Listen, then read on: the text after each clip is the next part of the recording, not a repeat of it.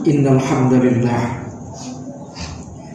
nahmaduhu wa nasta'inuhu wa nastaghfiruhu wa natubu ilayhi wa na'udzu billahi min shururi anfusina wa min sayyiati a'malina may yahdihillahu fala mudilla lahu wa may yudlil fala hadiya lahu. Asyhadu an la ilaha illallah wahdahu la syarika lahu wa asyhadu anna sayyidana wa nabiyyana Muhammadan abduhu wa rasuluhu la nabiyya ba'dahu. Allahumma salli wa sallim wa barik ala sayyidina wa habibina wa syafi'ina wa maulana Muhammadin sallallahu alaihi wa sallam wa ala alihi wa ashabihi wa sallim tasliman katsira. Fa ya ibadallah usikum wa iyaya bi taqwallah wa ta'atihi la'allakum tuflihun. Wa qala ta'ala fi kitabihil karim, A'udzu billahi minasy syaithanir rajim. Ya ayyuhalladzina amanu taqullaha haqqa tuqatih wa la tamutunna illa wa antum muslimun. Shadaqallahul azim. Amma ba'd.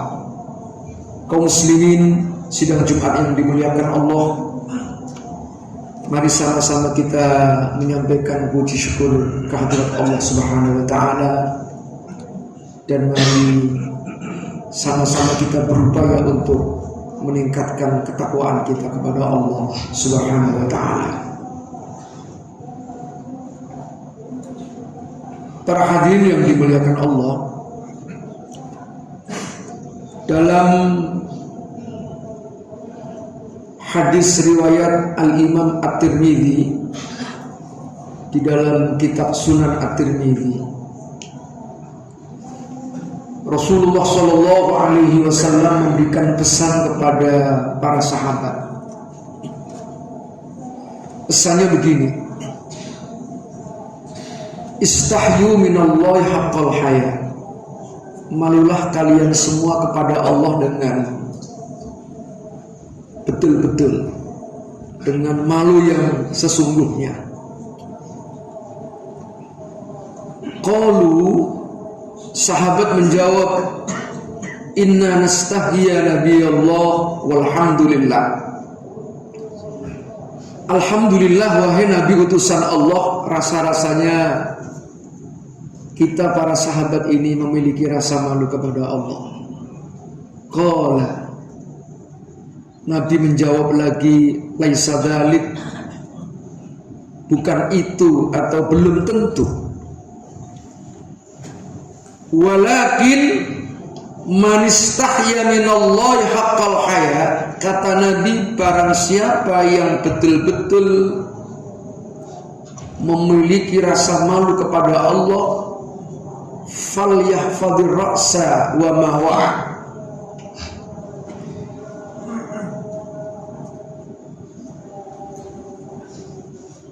Hendaknya mampu menjaga kepala dan apa yang tersimpan di dalamnya. Yang nomor dua, hendaknya waliyahfadzil batna wa mahawa. Hendaknya bisa menjaga perut, wa mahawa, dan apa yang melingkupinya, apa yang ada di sekitarnya. Yang dimaksudkan adalah menjaga kemaluannya. Yang nomor tiga, waliyadhkuril mauta, hendaknya ingat kepada kematian. Tiga pesan ini penting dalam kehidupan kita sehari-hari. Rasulullah memang pernah menyindir kepada kita semua, idza lam tastahyi fasna' ma syi'ta. Jika kalian itu sudah tidak mempunyai rasa malu lagi, fasna' ma syi'ta, terserah kalian mau berbuat apa saja. Itu sindiran Kanjeng Nabi kita Muhammad sallallahu alaihi wasallam.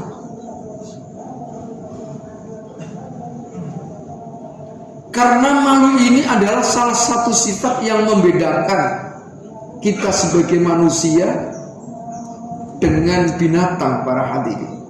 Salah satu sifat saja yang membedakan.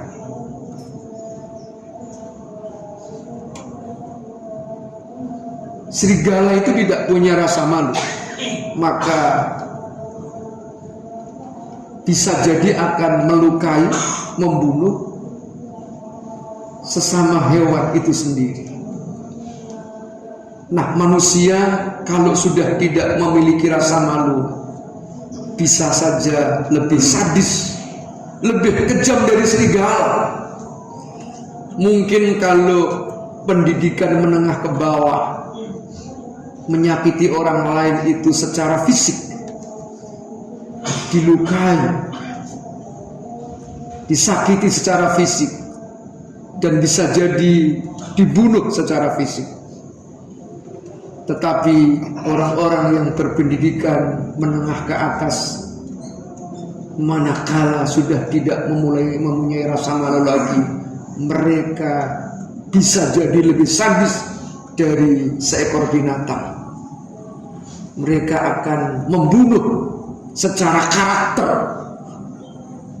Pembunuhan karakter mereka lakukan kepada siapapun, termasuk kepada kawannya sendiri. Itu kalau sudah tidak mempunyai rasa malu lagi.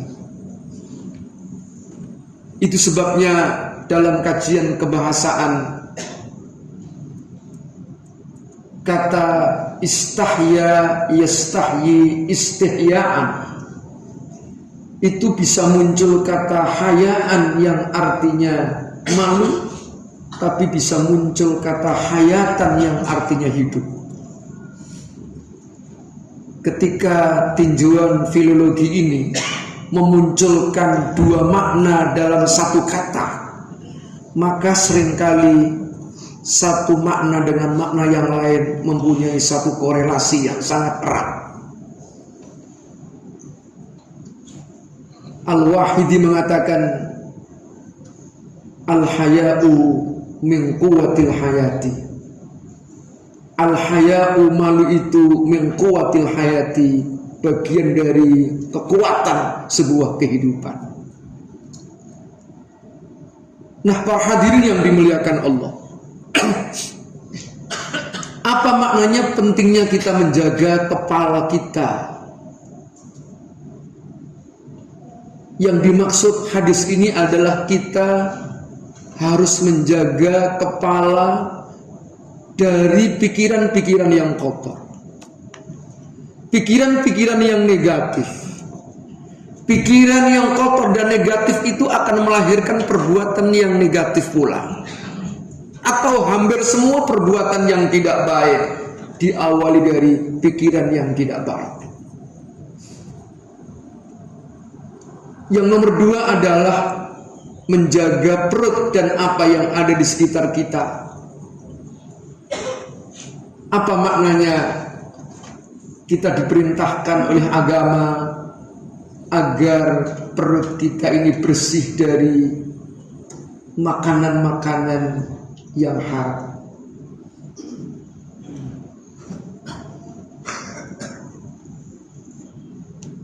Al-Imam Abu Hamid Muhammad bin Muhammad Al-Ghazali, yang populer dengan sebutan Al-Ghazali,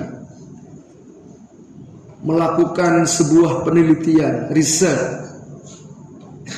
Hasil penelitian itu dikemukakan dalam kitabnya Ihya Ulumuddin. Kesimpulan besarnya, kata Imam Ghazali, i'lam anna man sya'a jami'il afati syahwatul batni. Ketahuilah bahwa sesungguhnya semua bencana yang ada ini dimulai dari syahwatul batni, syahwat perut. Wa minha, dari syahwat perut itu, kata Imam Ghazali, tatasya'abu, bercabang, berkembang syahwat al-farji, menjadi syahwat kemaluan. Itu sebabnya Nabi menyebutkan falyahfazil batna wa mahawa, jagalah perutmu dan apa yang ada di sekitarnya di sekitarnya itu yang dimaksud adalah menjaga kemaluan kita.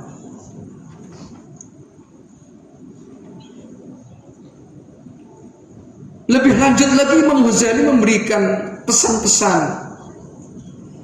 Ketika seseorang itu sudah terbiasa makan makanan yang haram, maka perilaku kita, karakter kita akan menunjukkan karakter yang tidak baik. Kita seringkali memberikan penyuluhan tentang pendidikan karakter dari berbagai sudut pandang, tetapi seringkali melupakan hal yang sangat penting. Apakah kita memberikan makanan kepada anak-anak kita terutama betul-betul terjamin kehalalannya apa tidak? Kata Imam Ghazali, salah satu pengaruhnya adalah kalau seseorang memberikan makanan yang haram, orang itu adalah sulit untuk menerima kebenaran. Sekalipun kebenaran itu nyata. Kadang-kadang ada orang kepingin bertanya kepada kiai, kepada tokoh agama, ingin minta saran nasihat. Tapi kadang-kadang jawaban atau nasihatnya itu supaya sesuai dengan keinginannya.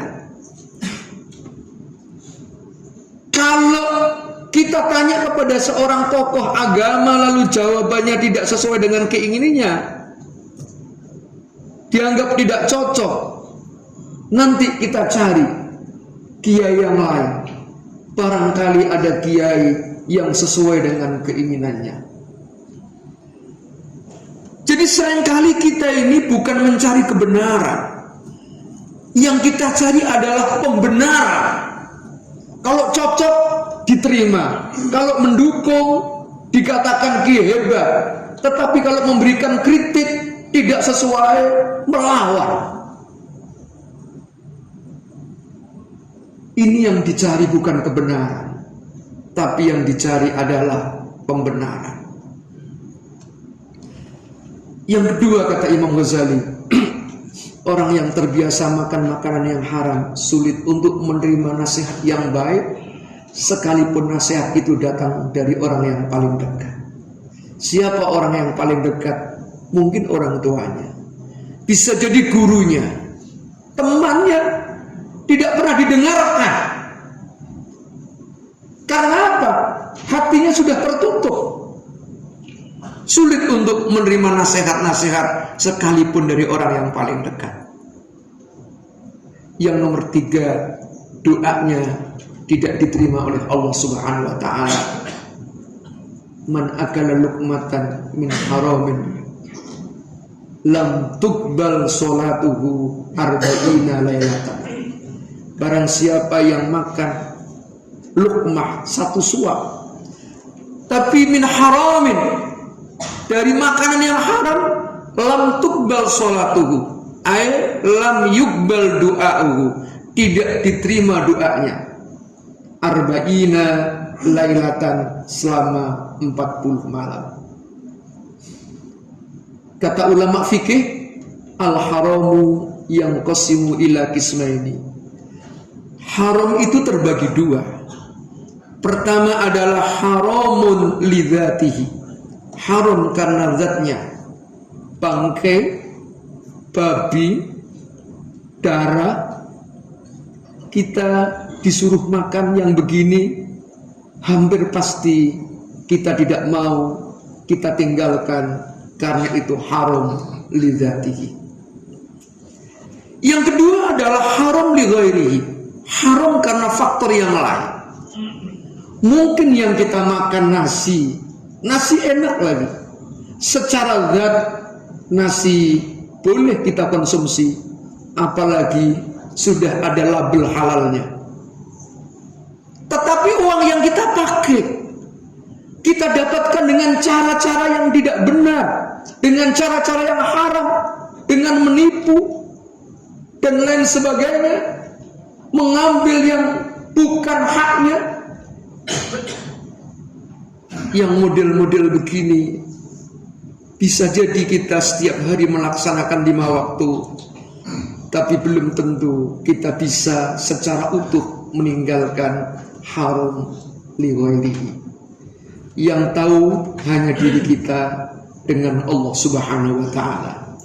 Demikian khutbah singkat ini, semoga bermanfaat. Barakallahu li wa lakum fil Qur'anil 'azim wa nafa'ani wa iyyakum bima fihi minal ayati wa dzikril hakim wa qul rabbi fir warham wa anta khairur rahimin.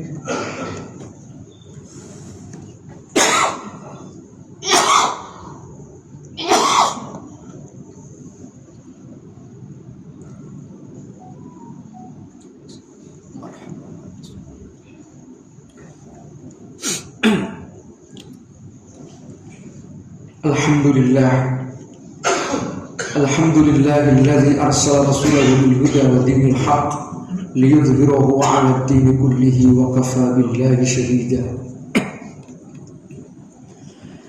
Asyhadu an la ilaha illallah wahdahu la syarika lah wa asyhadu anna sayyidana wa nabiyyana Muhammadan 'abduhu wa rasuluhu la nabiyya ba'dah. Allahumma shalli wa sallim wa barik 'ala sayyidina Muhammadin sallallahu alaihi wasallam wa ala alihi wa ashabihi wa sallim tasliman katsira. Fa ya ayyuhal muslimun al-kiram ittaqullah astata'tum faqad fazal muttaqun wa'lamu anna Allah shalla ala nabiyhi qadima faqala ta'ala inna Allah wa malaikatahu yusalluna 'alan nabiy ya ayyuhalladzina amanu sallu 'alaihi wa sallimu taslima. Allahumma shalli 'ala sayyidina Muhammad sayyidil awwalin wal akhirin wa 'ala alihi wa ashabihi wa 'ala arba'atil khulafa'ir rasyidin sadatina Abi Bakr wa Umar wa Utsman wa Ali radhiyallahu anhum wa 'ala at-tabi'in wat tabi'it tabi'in wa man tabi'ahum bi ihsanin ila yaumiddin warḍa ma'ahum bi rahmatika ya arhamar rahimin. Allahumma ighfir lil muslimina wal muslimat wal mu'minina wal mu'minat al ahya'i minhum wal